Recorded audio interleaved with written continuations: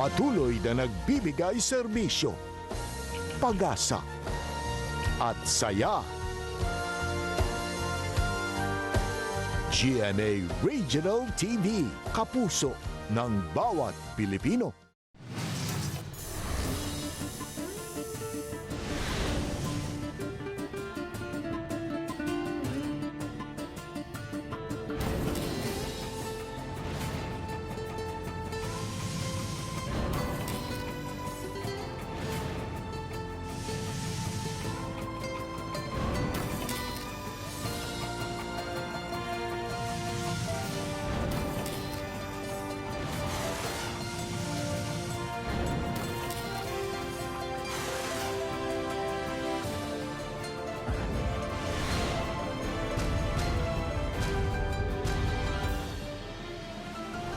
Ang GMA Regional TV, Balitang Bisdak.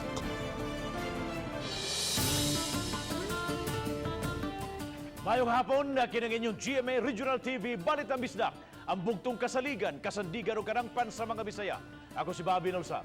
Nga maghatod sa labing dako og mga nagunang balita nga mahinungdanon sa Central ug Eastern Visayas. Ako si Alan Domingo.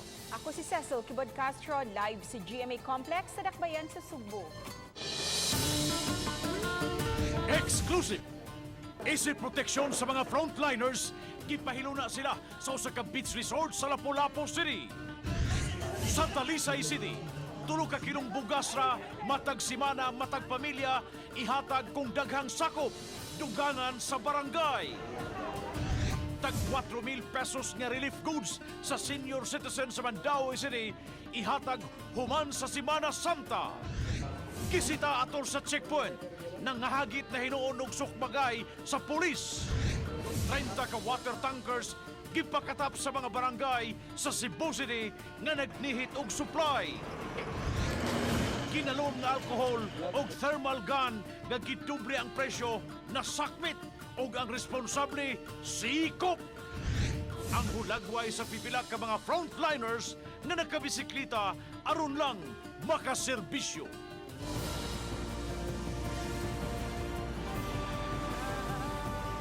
Kini ang GMA Regional TV, Balitang Bisdak.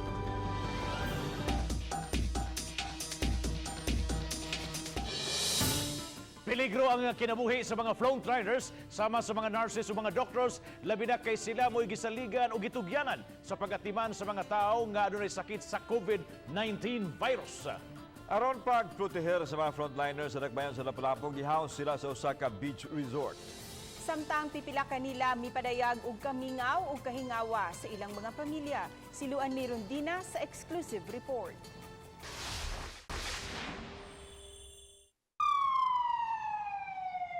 Sa matag-respondi nila sa mga taong may mga sintomas sa COVID-19, nabutang usab sa peligro ang ilang kinabuhi. Gani sagad sa mga naigo sa coronavirus disease ang mga frontliners sama sa mga doktor.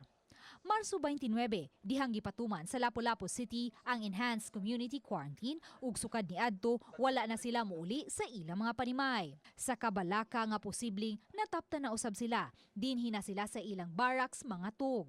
Matod sa pangu sa crisis management sa Dakbayan sa Lapu-Lapu na gel ba na siya, gawa sa vitamins, ang insaktong pahuway, ang ligong depensa sa paglahutay sa trabaho. Niadtong Miyerkules, nahangyo nila kining usa ka beach resort nga dinhi temporaryong ipahimutang ang mga doktor, nurse, medics ug mga sakop sa DRRM. Usa ka rason nga gibutang nato din sa usa ka lugar aron number 1 to protect their families. No? Maniguro lang ta kay wa man to kakahibaw sa ilang exposure gud. Aron paglikay sa diskriminasyon, naka-civilian attire ang mga frontliners nga musulod o gawas dinhi. Mamahimo usab silang makagamit sa mga amenities sama sa usa ka regular nga turista. Tungod sa karisgo o ka-stressful sa ilang trabaho, mahinungdanon nga hatagan og pagtagad og suporta ang mga frontliners, ilabi na kay sila ang makigharong o makigbatok sa coronavirus. One way or another, this is psychological first aid. Nga? Naay imong beach, ang imong ambience, kay ang among uban mga tao god sukad sa pagsugod sa ECQ, wa na nanguli. Apan taliwa sa kahamugaway sa ilang accommodation. Dayag ang kamingaw nga ilang gibati nga malayo sa ilang pamilya. Behave dia ha, di pa badong mama ha. Kaya wala pa ha. Behave.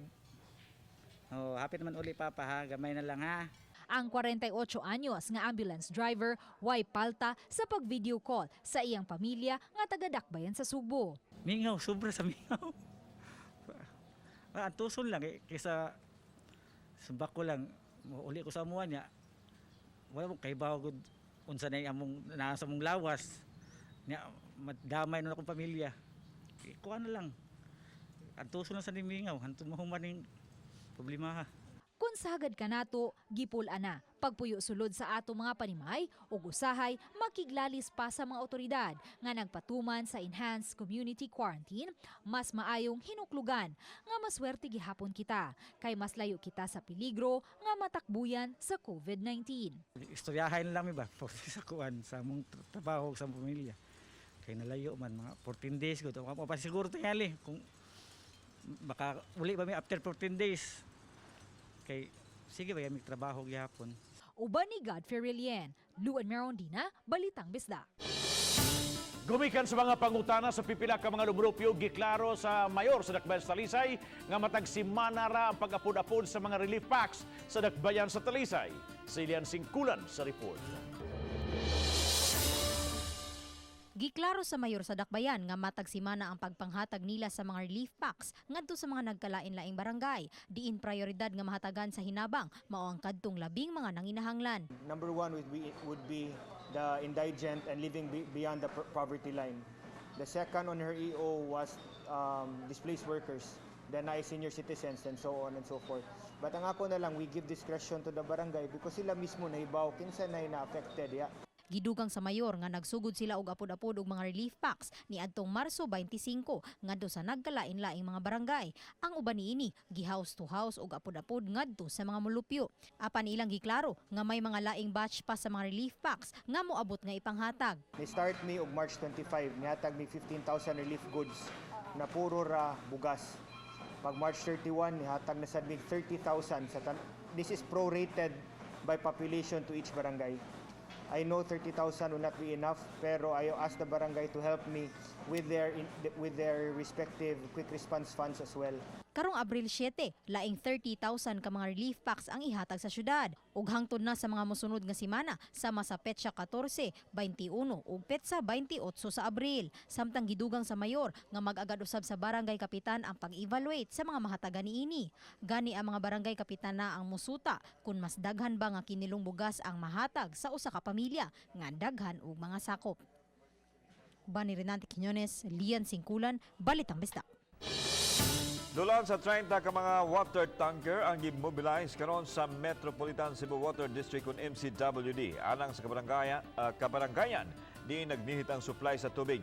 Kini aron maggamit o may magamit ang mga mulupyo sa pagpabilin sa kalimpyo subay usab sa krisis karon sa coronavirus disease. Ano ang report? Admitido ang mga opisyal sa Metro Cebu Water District MCWD nga may mga dapit. Diin may supply sa tubig ilabi na ning init nga panahon. Busa mihimo sila karon og lakang aron mapalapdan pa ang ilang serbisyo ngadto sa katawhan. Kini ang mga mobile water supply sa MCWD nga motuyok sa kabaranggayan isip pagpatuman usab sa kaning basic hand washing o kalimpyo sa atong palibot pagkumbati sa coronavirus disease kun kining COVID-19. Pakabuan man sugod so until Mayo Mayo para ni sa atong huwaw nga kuan dili lang kay COVID para sa dis atong huwaw kay muubos man ang production sa tubig. Mulibot ang mga water tanker sa mga dapit diin. Nagnihit ang water supply dili lang sa Dakbayan sa Sugbo apan apil usab sa bang dapit sulod sa franchise sa MCWD. Sa Cebu City dunay mga dapit nga girasyon ang tubig tungod sa kawalay agas. Samtang adunay call center ang water utility nga pwedeng madangpan sa mga konsumidor. 24/7 kini apan gidasig ang mga tao nga mupadangan silang sentimiento sa masayo nga oras. Sa natay hotline, pwede sila mo tawag sa mong landline 254-8434. Nya nasad mi cellphone number sa mong call center 0917-321-9821 Ang usasad is 0917-546-4278. Sa ilang mga request nga magpahatod sila og mga tubig, pwede lang ipadangat dito mga numero nga atong gihatag. Labi na karon nga natay sanitation na para pag-prevent sa COVID. So mao na ang gibuhat karon nga kinahanglan nga maabot ang tubig dito sa ilang pinayanan. Kauban si Marlon Melgaso, ako si Alan Domingo. Balitang Bisdak. Mga renter sa Barangay Ibo sa Dakbayan sa Lapu-Lapu nga wa pa makadawat sa tig 5 ka kilong bugas humay gikan sa Dakbayan, hayan madawat na nila karong hapon. Samtang second wave sa tig 5 ka kilong bugas alang sa mga upunganon naabot na. Siluan Mirundina sa exclusive report.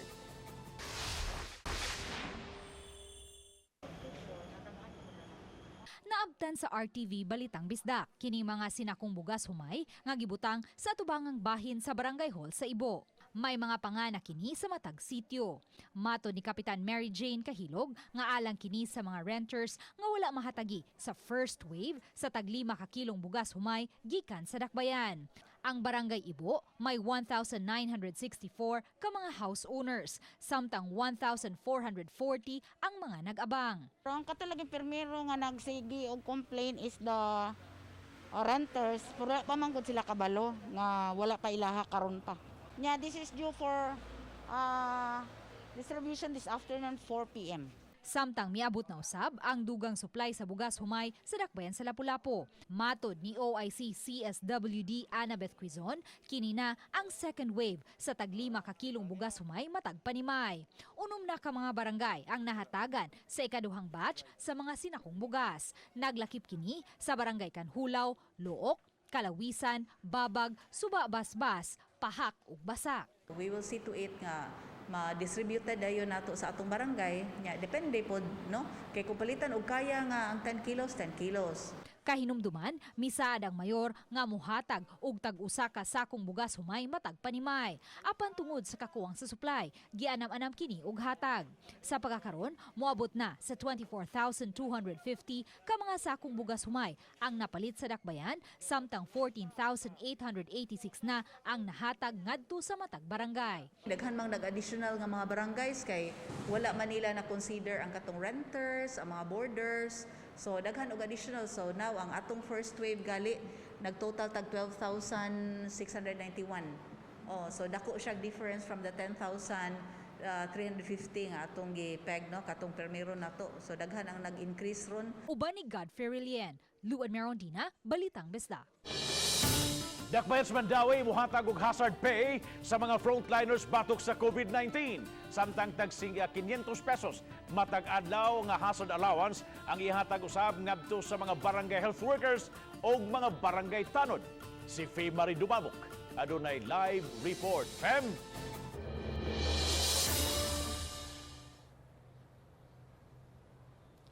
Yes, Babu, karon ma-realize gyud ka na mo endorse si Mandawi City Mayor Jonas Cortez ngadto sa konseho alang sa pagpanday sa ordinansahon nga maghatag og hazard pay ngadto sa mga frontliners og hazard allowance alang sa mga barangay health emergency response team ug sa mga barangay tanod.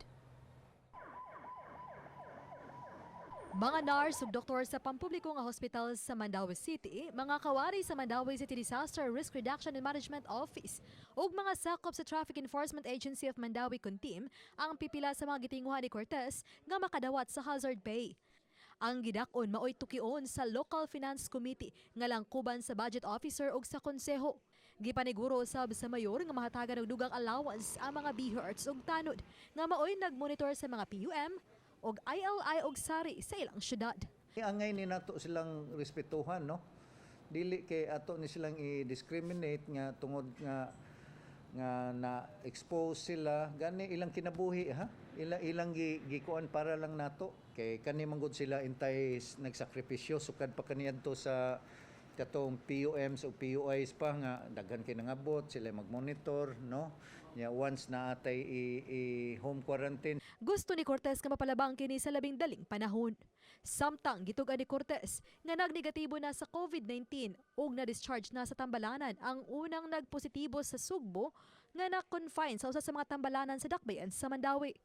Nindot kaayo nga dunay katong usa sa atong positive case ni kuana na negative na karon. So murag gawas na ba? Nakakuha na? Naka-recover na. Gipaybaw na usab siya sa Department of Health nga nagnegatibo usab sa COVID ang taga-barangay Alang-Alang. Sa Tambalanan sa Dakbayan sa Subo na confine ang pasyente nga taga-barangay Alang-Alang. Hinungdan nga sa Dakbayan sa Subo kini natala.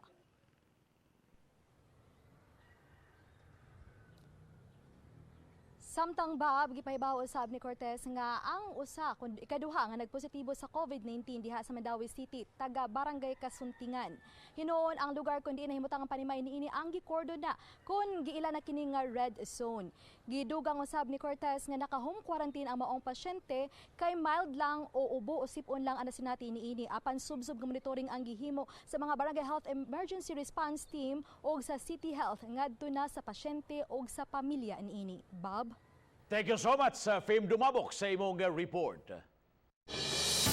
Kapin sa 7,000 ka mga COVID-19 positive, persons under investigation o persons under monitoring ipaabo sa mass testing. Human mapupos ang enhanced community quarantine sa kauluhan.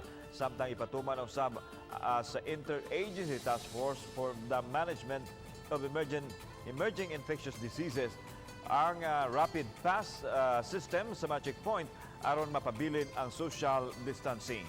Si Chelo Valiena sa report. Sa novel coronavirus tracker sa Department of Health, moabot na usab ngadto sa 4,726 ka persons under investigation ang napaubos sa COVID-19 testing. Sa gidaghanon, moabot na sa 2,633 ka confirmed cases sa coronavirus disease 2019. 107 na kanila usab ang nakalas. Aduna pay 1,154 ka persons under investigation ang natala sa nCoV tracker sa DOH. Samtang laing 6,321 usab ka persons under monitoring. Sa press conference, gipahibaw ni Cabinet Secretary Carlo Nograles nga ang kapin unya sa 7,000 ka PUI ug PUM mao ipaubos sa mass testing sa higayon nga matapos na ang enhanced community quarantine sa kauluhan sunod semana. Para pag nag-positive na po sila ay pwede na po natin silang i-shift sa anong facilities ang for COVID-19, whether mild or yung moderate to critical. Sa pikas bahin ilusad na unya sa Interagency Task Force ang rapid test system nga mogamit og QR code alang sa mga exempted sa ECQ. Gitumong kini aron dili na direktang magkaabot ang mga nagbantay sa checkpoint sa mga tawo nga nalakip sa ECQ exemptions. Ang ating mga frontliners sa mga checkpoints ay gagamit ng QR code scanners na nandun po sa kanilang mga smartphones. At isa-scan po yung unique QR codes. Chelo Valiena, Balitang Bisdak.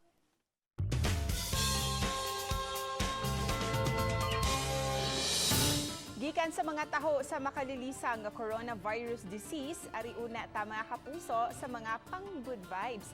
Sa atong pang-hashtag spread kindness, atong liliun kining maayong binuhatan sa kauban nato sa buhat. Si Chelo Valiena sa report.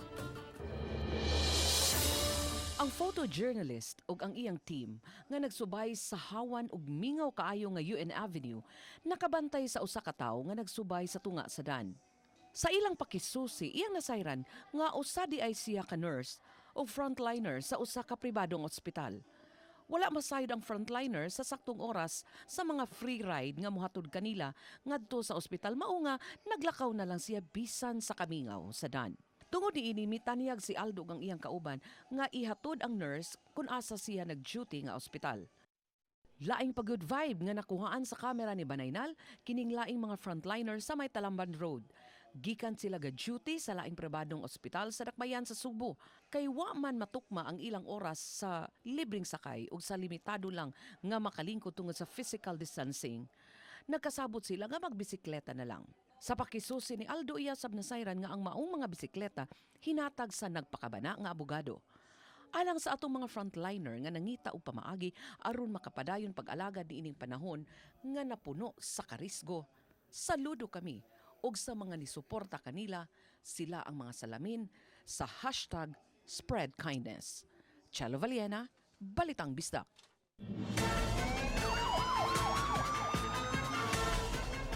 Usa ka driver sa delivery multi-cab giaristo human na hagita og sinukmagay ang pulis dihang gipahunong siya sa checkpoint. Hinuon siyang himuon siyang sample sa kapulisan nga kinahanglan mo respeto sa mga tinugyan sa balaod nga mipatuman sa enhanced community quarantine. Ani ang report. Karon sa detention facility sa Mabuto Police Station ang 35 anyos nga si Aldrin Velez, taga Barangay Pasil ning Dakbayan sa Sugbo. Giaresto siya tungod sa iyang paghagit og sinumbagay sa mga pulis nga nagmaan sa checkpoint. Si Velez driver sa usa ka multicab nga tig-deliver og isda apan nabantayan sa mga pulis nga kusugra ang pagpadagan niini. Gisita siya og gipangayuan og ID apan giingong arogante nga mitubag sa kapulisan. Dili pa igo nang hagad siya sa pulis og sinumbagay. Nangayo ta og ID karon. True enough na siya quarantine pass. However, iya man ning giduro-duro ning atong pulis. Niingon pa siya nga bugo, iyang itudlo-tudlo. Gihagad naman og sumbagay atong pulis. Ingon naman nun nga hubuan imong uniform kay magsumbagay ta. And that's the time na create na og kanang conflict. So as a team leader, akong gipasify then have the person arrested kay na naman siya na-violate sa atong kapulisan. Nangayo kuno pasaylo ang dinakpan dihang gibalhog nas bilangguan apan ipadayon gyud ang mga kasong ipasakap pato kaniya nga naglakip sa unjust vexation, disobedience to person in authority ug oral defamation. Iya pa ganing ingon tawagat tanan yung kuan nga parehas tanan ug kinsay kuan. Gihagit gid ba karon i-aresto na to. That's the time pag-abot na dire nga medyo nagpabugnon na siya nga dawat ko niya yung sayo pero wala ato naman gi-arrest ang tao. So we have to file charges against. This is a big insult to our policeman and we are charging him for direct assault in violation of quarantine checkpoints. Gipang himugatan ni Police Colonel Hector Grijaldo nga ngayang tahuron ang balaod nga gipatuman sa mga pulis kinsa nagsakripisyo alang sa kahapsay sa protokol nga gipatuman karon. Mibahan ang opisyal nga dili sila magpanuko sa pagbalhog sa mga taos bilangguan nga walay respeto ngadto sa kapulisan. Authorized man ang iyahalang pagbiyahe, wala man nato sila gihamper, wala man nato gidelay sila. But we subjected them for some quarantine check. Samtang wa muluwat og pamahayag ang dinakpan. Kauban si Marlon Melgaso, ako si Alan Domingo. Balitang Bisdak. 53 ka mga container sa alkohol nga tag 2 litros ang nasakmit sa masakop sa City Intelligence Branch sa Lapu-Lapu City Police Office atol sa gipahigayo entrapment sa barangay Paho, Dakbayan sa Lapu-Lapu. Ang tag 2 litros nga giingong 40% alcohol with sanitizer gibaligya sa tag 500 pesos. Atol sa entrapment operation, nasikop ang tulo ka mga suspect nga silang Jose Kundi Villamar, 57 anyos, taga Lawaan, Talisay, Rex Marco Roble, 38 anyos, taga Bulacau, Cebu City, ug Rupert Ibalie, 31 anyos, taga Barrios, Dakbayan sa Sugbo. Ang tulo ka mga suspect may dala pang mga quarantine pass atol sa ilang pagkasikop. Ani ay makapalipay alang sa mga senior citizens sa Dakbayan sa Mandaue kay sudning buwan na ibalay-balay sa paghatag na ang ilang financial assistance. Ang report ni Femery Dumabo. Aron makatabang pa gitugan sa mayor sa Dakbayan sa Mandaue, Jonas Cortez, ngaya pod na ngadto sa ilang mga rehistradong senior citizens sa sunod simana o kaha human gyud dayon sa Semana Santa. Hatagan sila sa tag 4,000 pesos nga financial assistance ang kapin sa 18,000 ka mga rehistradong senior citizen. Ug aron masiguro nga mapatuman ang social distancing, ihatod na sa kabalayan ang maong hinabang. Ayaw mo kaguol, ayaw lang mo guwa kay ang atong procedure ani atong ipanghatod house to house nato ang financial assistance atong mga katiguangan. Niadtong panahon katong maayo wa pa ning COVID nang hatag tag financial, mas gikinahanglan karon sa atong mga katiguangan. Samtang nakigalayan ng Mandaue City Hall sa ubang 15 ka barangay sa syudad nga wa pa kapanghatod sa tag 5 ka kilong mga bugas. Kay patabangon na ang mga konsehal sa Dakbayan ug ubang kawani sa Mandaue City Hall. Gipasabot ni Cortez nga kay nagrepack og nanghatod usab sa ilang kaugalingong mga food packs ang maong mga barangay. Contemplating of having a distribution nga atong patabangon ang atong mga city councilors. Atong gi-deputize nako ang mga city councilors nga each districts nga mukuan sila, and we're planning nga atong ipakuan ang tanang job orders katong work from home, katong mga kuan nga ato silang pa tabangon sa distribution sa kaning bugas. Kini aron usab nga sa sunod semana mahimo na nila ang ikaduhang hugna nga pagpangapod-apod ning higayuna lakip na sa makadawat kadtong mga temporaryong nawad-an sa ilang trabaho ug bisan na ang mga nag-abang lang. Uban ni Cleofer Lumayag, ako si Marie Dumabok, Balitang Bisdak. Hello mga kapuso sa Luzon, Visayas at Mindanao. Mapapanood niyo na po ulit ako at ang aking mga magagandang anak. Tuwing hapon po yan, Mondays to Fridays, 3:20 PM sa GMA. Kita-kita po tayo!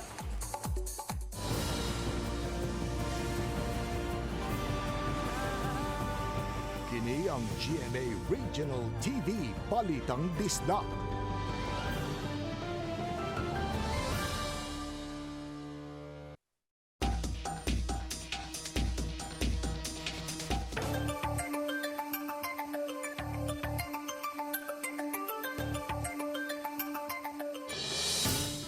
Warning sa mga judgmental ning panahon na sa coronavirus disease crisis. Mahimo nang magukod og masilutan ang mo discriminate sa mga COVID-19 frontliners dinhi sa dakbayan sa Sugbo. Ano ang report? Giaprobahan na sa Konseho sa Dakbayan sa Sugbo ang The Frontliners Protection Ordinance of Cebu City nga gipangamahanan ni Konsehal Dave Tumulak. Kininunod sa mga pagpangharas o pagpanginsulto o diskriminasyon nga nasinati sa mga medical o health workers. Gitugan ni Tumulak nga adunay 15 na ka mga health workers ang gipapahawa sa ilahang mga boarding houses tungod sa discrimination. Gani, ang uban dili pasudlon sa tindahan o ubang mga establishmento tungod sa kahadlok nga matakdan sa COVID-19. Apil na ini nga to ang mga nurses, doctors, nagtrabaho sud sa hospital, naglakip sa janitor, naglakip sa tig-serve ug mga pagkaon sa hospital. Apil ini atong mga kapulisan, ilahang mga volunteers, mga peace auxiliaries, mga barangay tanods, mga barangay health emergency response teams. Kini nga to ang mga tig-serve ug mga pagkaon kanang nag-open karon. Mapahamtangan og 1,000 ka pesos nga multa, isip silot o kaha pagkabilanggo gikan sa usa ka adlaw ngadto na sa 30 ka adlaw alang sa tawo nga makalapas sa balaod sulod sa tulo ka higayon, mamahimong mas mutaas pa ang multa o silot nini. Mamahimong mo report sa kapulisan ang mga makasinati ug susama nini nga magpalabi-labi. Hangyo na to sa atong mga katawhan nga dili gyud angay bugal-bugalan pasipad-an ang ato ang mga frontliners. We have received a resolution from the City Council imposing penalties for those who will discriminate our frontliners, especially yung mga health workers natin. Nay nga pagkaawawan o isarikway mas tukma unta nga ilhon sila nga mga modern day heroes tungod sa serbisyo nga ilahang gihatag subay sa pagtumaw sa coronavirus disease nga nahimo ng usa ka pandemic. Kauban si Marlon Milgaso, ako si Alan Domingo, Balitang Bisdak. Kaya doon ay free rides ang mga mangumprahay sa dakbayan sa Talisay, taas-taas usab nga linya sa mga mamalitay sa terminal aron makasakay papauli. Si Lian Singkulan sa report. Kaganihang buntag atol sa among pagtuyok sa may Tabunok area, ubay-ubay gayud ang mga mamalitay nga naglinya. Naghuwat sila sa free ride sa may Tabunok terminal aron makasakay human sa ilang pagpangumpra. Apan hinuon, kinahanglan gihapong mapatuman ang social distancing, mao nang kanunay silang gipahimangnuan. Kaya ng titi, dabon pa, hangtod alas 10. Mabalik, alas 2 hapon, hangtod alas 5. Nabaliyog na, social distancing na. Samtang may schedule usab sa libreng sakay sa van ug bus. Magsugod gini alas 7 hangtod alas 10 sa buntag, ang sa hapon alas 2 ngadto sa alas 5. Sa free ride may 1 hour ang interval ug usa lang sa matag membro sa pamilya ang makasakay. Hand carry loads lang ang pwede ug kinahanglan usab mag face mask ug di usab angay limot-limutan ang quarantine pass. Samtang giawhag usab ang mga mamalitay nga kun mamahimong makapalit og tingob, mas maayo ug alang usab sa mga walay importanteng lakaw, mas maayo nga magpuyo sa ilang mga panimalay. Uban ni Renante Quiñones, Lian Singkulan, Balitang Bisdak. Mga pamaagi pagtabang nga sa mga mag-uuma nga mahalinan ilabi na ning gipatuman ng enhanced community quarantine mas gihingusgan pa sa Department of Agriculture sa Central Visayas. Si Femari Dumabok sa report. Gani ning simanahalang nga paghatag og gigayon sa mga mag-uuma nga makabaligya sa compound sa DA7. Nahurot-hurot dayon ang supply sa unang adlaw pa lang kagahapon. Hinungdan nga ning ikaduhang adlaw sa pag-display, pipila na lang ka prutas ug gutanon ang baligya. 20 ka mga mag-uuma sa dakbayan sa Sugbo ang nakabaligya sa DA compound. Human mahunong ang tabo at tubangan sa Cebu City Hall. Mato ni David Ambrento nga bukas sila sa tanang mga mag-uuma ug mga nagdegosyo og agri-products. Gitawag kini og kadiwa ng masa. Nakikpartner ta sa local government unit gikan sa ilang City Agricultural Department tro ni Sir Joey Bacloyon atong City Agriculturist nga sir pwede ba kanang imong mga farmer sa Cebu City sa Upland Barangay ato na lang pa-displayhon sa Department of Agriculture mo ni maghimo tag kadiwa ng masa. Ding enhanced community quarantine may mga lagdang matag LGU sa paglabang sa matag border. Hinungdan iyang giawhag ang provincial agriculture nga muhimo og kadiwa on wheels sa kalungsuran. Konsepto kini nga susama sa gipatuman sa dakbayan sa Subo nga mobile market. Kay kini nga atong kadiwa ng masa every Thursday and Friday naman eh. Ato na ipadayon labi na gid karon nga gipahugtan nato ang pagpamaligya karon sa mga vegetables sa farmers labi na kay maglisod ang movement sa farmers. So ato na ning ayuda sa mga farmers nato diri sa Cebu, dili lang sa probinsya Cebu, lakip na ang uban nga probinsya. Uban ni Cleofer Lumayag, ako si Femari Dumabok, Balitang Bisdak.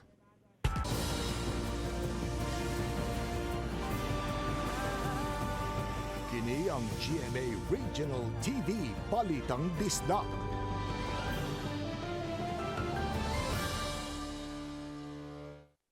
Mga kapuso, kamusta po kayo? Inaanyayaan ko po kayo manood muli ng ika-6 na utos na kung saan magbabalikan ang pagmamahalan namin nila Emma, ni Georgia.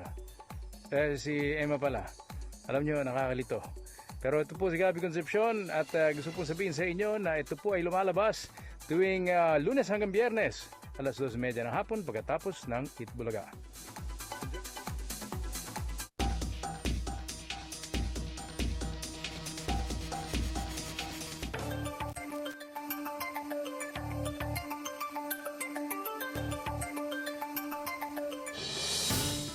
Paglaom taliwa nining gisagubang nga krisis karon, kini ang gustong ipaambit nining grupo sa mga government employees nga nagproduce og usa ka kanta taliwa nining pandemic sa COVID-19 nga naguluhan dili taniya pasagdan. Ang kanta gitagik ni Eduardo Botalid o gi-interpret ni Gerald Generalao. Pasabot ni Gian Godofredo, lakip pa ang team nga nagproduce sa awit, gusto nilang mapaambit ang mensahe nga di magpakawa sa pagtuo sa kahitasan bisan sa kalisod nga giagian nato sa pagkakaron nga mudasig lang og mutuman gihapon sa tanang mga lagda. Girelease nila ang maong music video atol sa pagpatuman sa enhanced community quarantine dinhi sa ato. Kitang tanan maghiusa, magaputaguban sa tong pamilya, pangayungon ta sa Ginoo, nga ang tanang nasakit silang tanan mga ayon. Hindi ka mo sa paglaom, kay kabangon ta sa nabunga, nakagagaon. Kitang tanan maghiusa, magaputaguban sa tong pamilya, pangayungon ta sa Ginoo, nga ang tanang nasakit silang tanan mga ayon. Sa mga nagpalabi og pataas sa presyo sa mga thermal scanner, basin ka muna'y isunod og dakop sa ato ang mga otoridad. Nadakpan sa mga operatiba sa National Bureau of Investigation NBI-7 kining duha ka lalaki na maligya og thermal gun gumikan sa pagpaburot sa presyo. Nakuha ang mga ebidensya gikan sa mga dinakpan. Samtang sa laing operasyon sa Criminal Investigation and Detection Group CIDG-7, nasakmit kining napo ka mga overpriced thermal gun nga nagkantidad og mukapin sa 60,000 pesos. Gibaligya kini pinaagi sa online selling. Unya kini po ba atong mga kuan pod, uban po natong mga igsuon, nag-take advantage pod nga ang presyo ani instead nga naalang sa mga 3,000 plus ato po nila sa 6,000 or 7,000 which is so much sobra pod kayo. Hayan madugangan na ang mga personal protective equipment sa mga frontliners sa dakbayan sa Lapu-Lapu. Kinihuman midunar og 1,000 ka mga disposable suit ang Lapu-Lapu City Philippines Tourism Ethnic Chinese Guild Hall Corporation. Sila ang kahugpungan sa mga Chinese nga nanimuyo og may patigayon sa dakbayan sa Lapu-Lapu.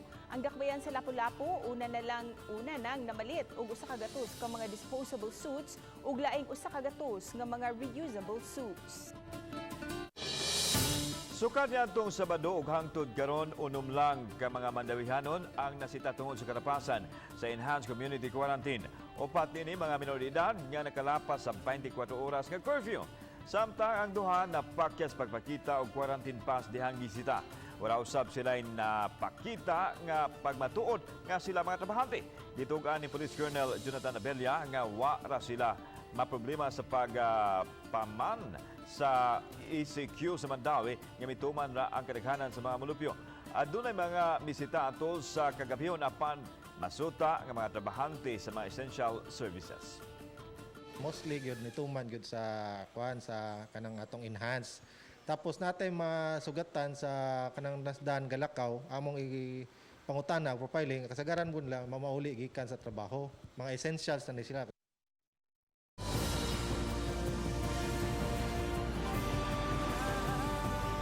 Kini ang GMA Regional TV Balitang Bisdak.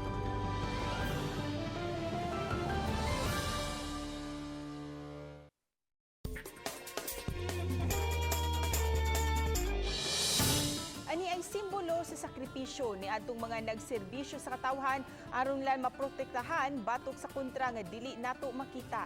Ani ay bata nga naghuwat sa iyang mama nga usa ka pulis nga frontliner.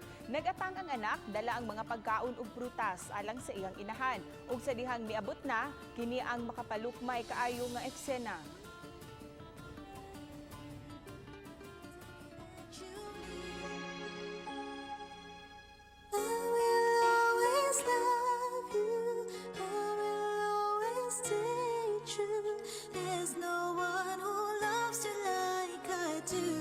Come to me now, I will never leave you.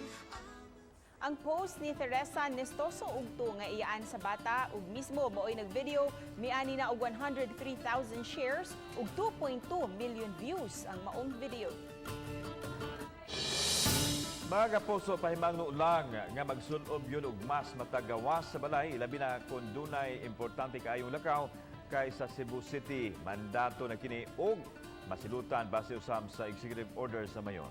Sa atong mga kapuso nga naara sa mga balay, daghan pagihapon mo og mahimo ilabi na usab alang sa mga kabataan. Daghan ka pa usab og maimbento nga mga luto bisan unsa lang basta kay mas stay at home lang gayud kamong tanan. Dugang pahimangno mga kapuso nga atong kaluwasan na magdepende usab sa atong mga kamot o ang paghatag sa mga assistance nga kinahanglan nga patas usab. Among pasalig mga kapuso nga dili na mo kamubian bisan pa man sa hulga ang atong giatubang sa pagkakaron. Magpabili na among serbisyong tinudanay tungod kay local news matters. Daghang salamat sa mga kapuso nato apil na ang nasa gawas na nasod nga nakisayod sa mga dagku o mga nagunang balita sa rehiyon. Ako si Alan Domingo. Ugi ka namong tanan dinhi sa Central ug Eastern Visayas. Ako si Cecil Kibod Castro. Ang inyong balita, ang among balita kay matag lokal nga balita mahinungdanon kini ang inyong GMA Regional TV Balitang Bisdak. Buong puso para sa Pilipino. Ako si Bobby Nolsaro, maayong hapon mga kapuso. Happy weekend and stay at home.